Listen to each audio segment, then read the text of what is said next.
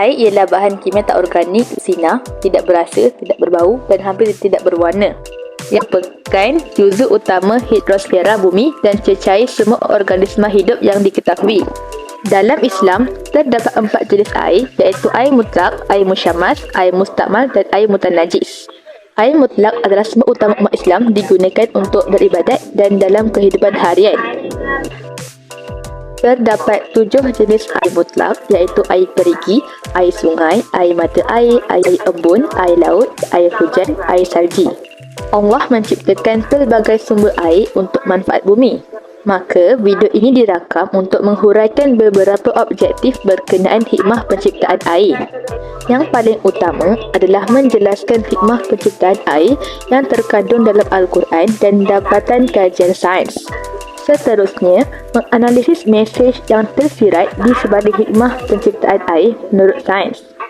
Akhir sekali, menilai akibat kekurangan bekalan sumber air mengikut dapatan isu semasa yang diperolehi. Isu air yang tidak berkesudahan di Kelantan seperti kekurangan bekalan sumber air dan mendapati air yang keruh. Pada 13 Disember 2022, di Taman Harian Kota Baru telah dilaporkan kes terputus bekalan air selama 4 minggu. Terputus bekalan air mengakibatkan rutin harian rakyat Kelantan terjejas dan tidak mendapat perhatian mana-mana pihak berkuasa meskipun telah dilaporkan oleh penduduk Kelantan. 80% rakyat Kelantan terkesan dengan keperitan bekalan sumber air yang tidak dicukupi dan berkualiti.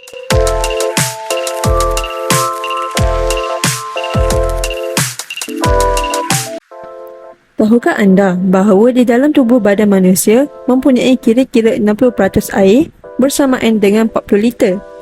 Air di dalam badan ini membolehkan tubuh kita dapat berfungsi dengan baik dan juga memastikan organ-organ seperti mulut, mata dan hidung sentiasa dalam keadaan lembap.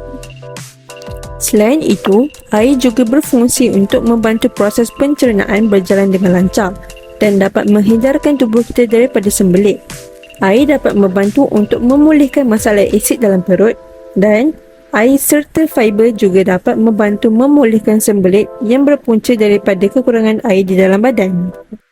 Akhir sekali, peranan air ini sangat penting di dalam tubuh kita kerana ianya boleh meningkatkan tahap kesihatan tubuh badan. Minum air secukupnya bukan sahaja dapat melambatkan kanser, malah ianya juga dapat membantu mencegah penyakit hati dan ginjal. Oleh itu, tidak dapat dinafikan bahawa air ini banyak memberi manfaat kepada badan kita.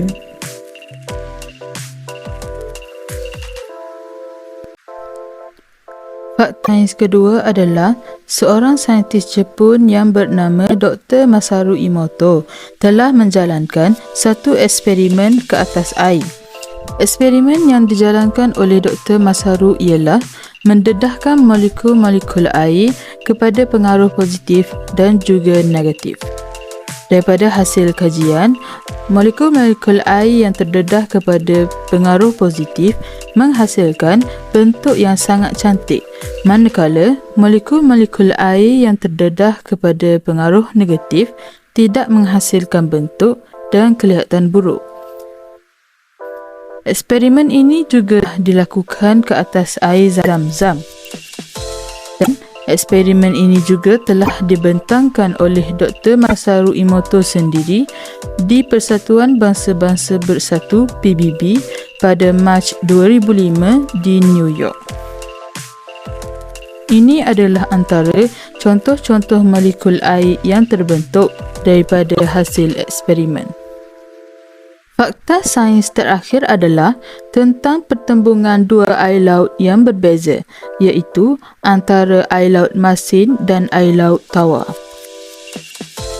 Pertama sekali, fenomena ini terjadi kerana memiliki faktor yang sangat kompleks.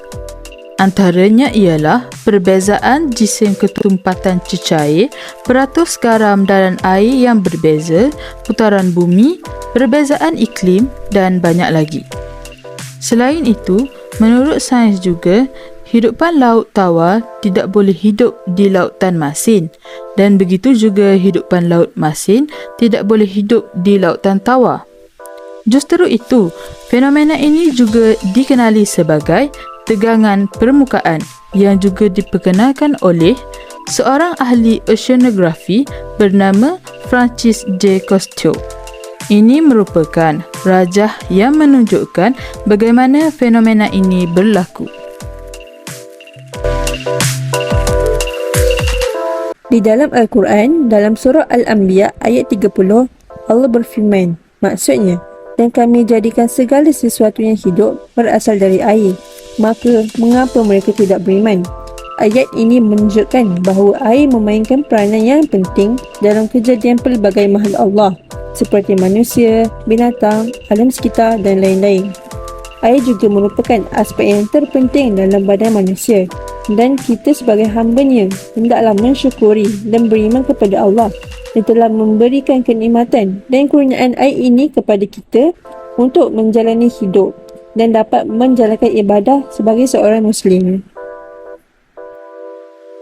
Berdasarkan surah Al-Anbiya ayat 30, Ibnu Katsir mentafsirkan bahawa dia memisahkan antara langit yang terdekat dan bumi dengan udara, sehingga langit dapat menurunkan hujannya dan dapat membuatkan tanah, yakni bumi, menjadi subur kerananya. Kerana itulah disebutkan oleh firman-Nya di dalam surah Al-Anbiya ayat 30 yang bermaksud, dan dari air kami jadikan segala sesuatu yang hidup, maka mengapa mereka tidak beriman? Ayat ini menunjukkan mereka menyaksikan semua makhluk tumbuh sedikit demi sedikit dengan jelas.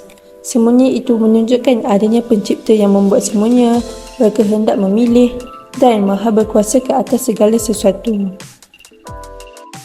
Dalam Al-Quran, Surah Ar-Rahman, ayat ke-19 dan 20, Allah berfirman, maksudnya, Dia membiarkan dua laut mengalir yang kemudian keduanya bertemu. Ayat ke-20 pula menyambung, di antara keduanya ada batas yang tidak melampaui oleh masing-masing. Dalam ayat ini, secara terang-terangan menyebutkan tentang dua lautan yang berdampingan tetapi tidak saling menyatu.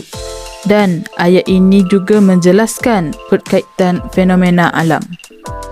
Dalam Al-Jawahir fi Tafsir Al-Quran Al-Karim, Tontawi Jauhari mentafsirkan Maraj Al-Bahrain, aliran air yang bertemu. Dua air laut tersebut adalah air laut yang masin dan juga air laut yang tawar. Keduanya tidak saling mempengaruhi satu sama lain. Menurut Tontawi Jauhari juga, penyebab kedua lautan tersebut tidak saling bercampur antara satu sama lain kerana adanya pembatas yang bersifat ilahiyah.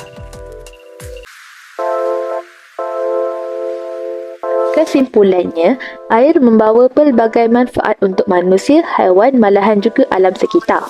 Justru, kita haruslah bersyukur kepada Allah atas nikmat air yang telah dianugerahkan.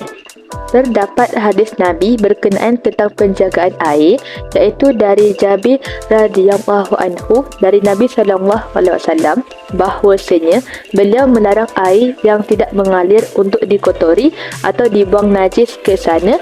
Hadis riwayat Muslim.